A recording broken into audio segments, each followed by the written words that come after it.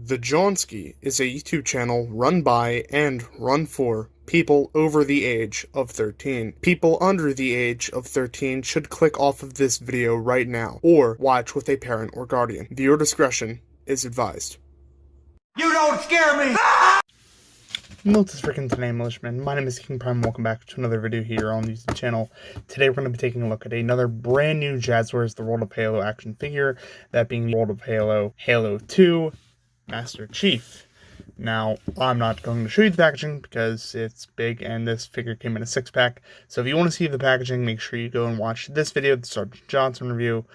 Otherwise, here is Master Chief. But before we take a look at the Chief himself, let's take a look at what he comes with.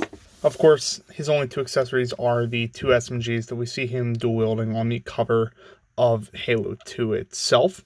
These SMGs are pretty well molded. They have, a textured grip and foregrip, some slides along the side. It has that little thingamajig that it has on the side here. I think this might be like what the PM63 has, where you can load stripper clips into magazines with it. I'm not quite sure. This plastic version here is made of a mid-grade, sturdy, flexible plastic, and of course has the gunmetal parts on the buttstock, the grip, and the barrel, and a little bit on the foregrip there too. So very nice accessory. Thankfully, it's less bendy than Johnson's assault rifle, which makes me happy because then I don't have to freak out. It's kind of hard to get Chief or any figure to really hold this weapon, but you can get it done at certain angles. These figures all came with black rubber bands to put over the weapons.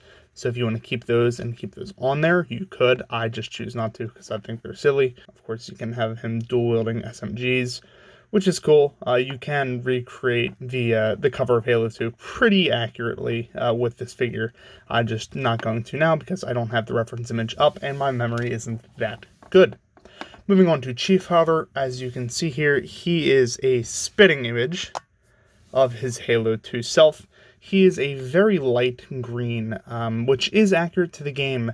It's just not accurate to how I remember the game. I'm of a different Halo generation. My first time playing Halo 2 was Halo 2 Anniversary, so my Chief in Halo 2 is a lot darker than this, but this is accurate to the original game. This is also mostly a new sculpt, which is surprising. We've had many Master Chief figures in the past, and I figured that this would just be a slight retool of the Halo 3 Master Chief that came with the Warthog. However, he is not. He's a new mold, as you can tell by the shoulders, the lack of the scar from falling into Earth. The helmet's new. I think, the thighs are all new. I think the only thing that might be the same is the calves and the feet, but I'm not quite sure about that one. Yeah, no, it's a completely new mold, which is very impressive for Jazwares, in my opinion. It's definitely some of the better decisions that they've made with their Halo figures, and I'm quite excited about that. But moving in and taking a look at the finer details of Master Chief, you can see the very understated nature of his helmet. You can see the inner workings of his visor there are very subtle. I'm not sure if that's a reuse of the part from the Halo 3 figure or not. As you can see, it is a separate piece that's just kind of almost falling out, but it's not going to fall out at all. I don't think it's in there pretty tight. Very understated, but of course you do have some nice details like the lights on the side of his helmet, the little apparatus here on his lower half of his helmet, and there's a nice silver dry brush that goes over the entirety of the figure. It's not just his helmet. His chest is, as you can see, dry brushed as well, and there is no scar because there is no scar in Halo 2. His chest is a single solid piece, so it's not like halved like it was on the Halo 3 figure.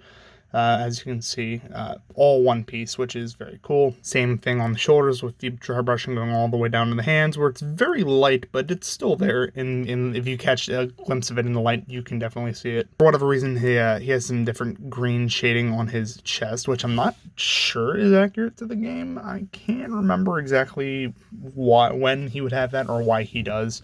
If you know, of course, leave it down below. Down to his crotch and his thighs.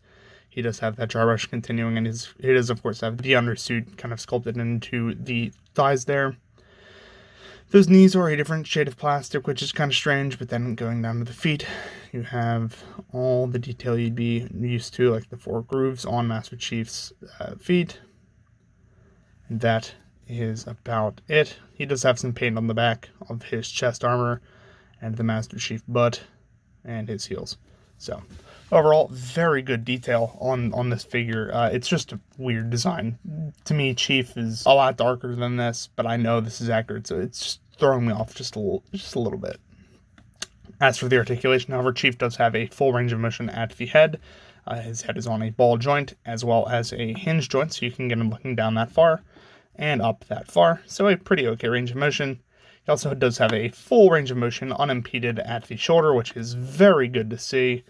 He does have a elbow bend, which can only go about, barely 90 degrees.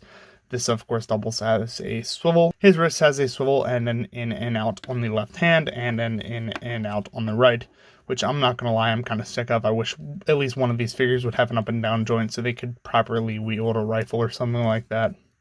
He does have a nice diaphragm joint, and it's nice and tight and not going to come out, which I'm very happy about. He has just a little bit of rotation at the waist proper. And, of course, he has, and mind the angle here, ball jointed hips, so you can get a great range of motion. And, wow, that actually, I think that's lubed in there. You can see the little white part. It's not stress. That is, I think that's lube. That's very funny. I digress. So you have a full range of motion in there at the thighs. He does have an upper thigh cut, so you can get a little bit of rotation, as well as those nice Jazwares double jointed knees, so you get a great range of motion at the legs. He does have a down joint at the foot and up joint at the foot, which is very light, but because of giant Chief clodhoppers, it makes sense. And just a little subtle ankle pivot there, but it's there, so that's good. So overall, because of just the way that this figure is sculpted, he has some fantastic articulation. I am genuinely impressed with that. But before I gush about that a little bit too much, let's bring some other figures in here so we can get a size comparison going. Freeze frame. I'll blow your brains out! Oh shit, not good.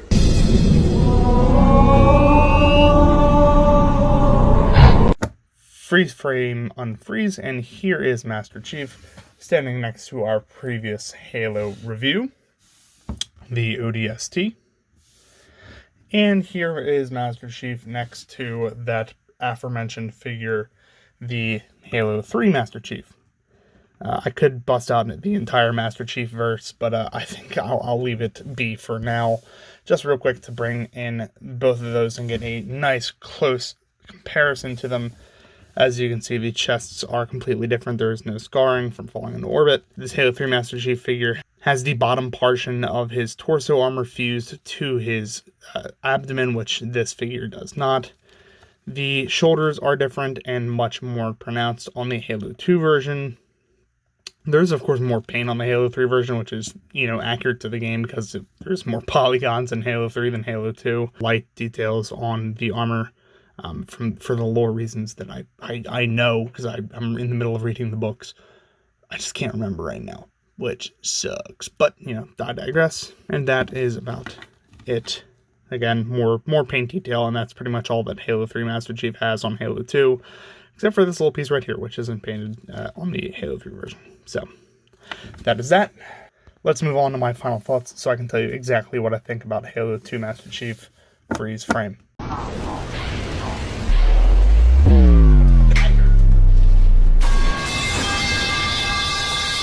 Freeze frame unfreeze. So overall, Halo 2 Master Chief is definitely one of the stronger figures that